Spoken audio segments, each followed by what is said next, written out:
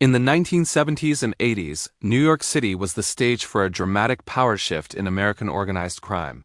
At the heart of this change was the Gambino crime family, and a man whose name would soon become legendary, John Gotti. With his sharp instincts and bold personality, Gotti was climbing the ladder, transforming from a neighborhood figure into one of the most recognized names in the underworld. The city was facing tough times.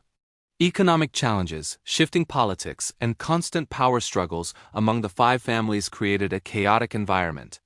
But for someone like Gotti, this chaos was an opportunity. He learned to navigate tricky alliances, settle disputes, and build unwavering loyalty, all while quietly expanding the family's reach. Most of this activity was hidden in plain sight.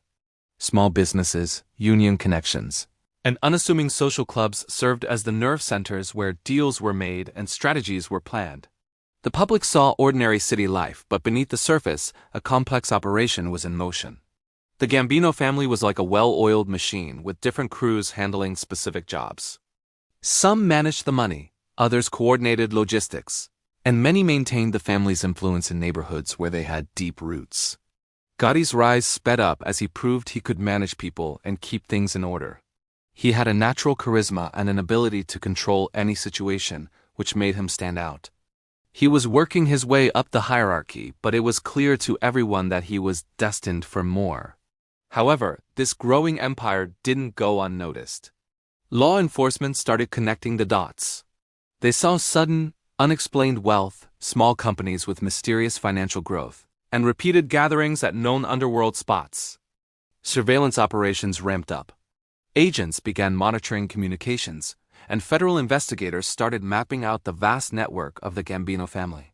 This mounting pressure created tension within the organization. Loyalties began to shift, internal disagreements grew more frequent, and the constant public scrutiny set the stage for a major leadership change. Eventually, John Gotti emerged as the undisputed leader. He took control, shaping the family's direction throughout the 1980s with his unique style. He was a strategic planner who built strong alliances, but he also had a public presence that was unheard of.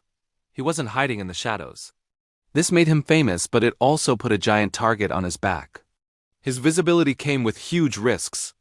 Law enforcement intensified their efforts, determined to bring him down.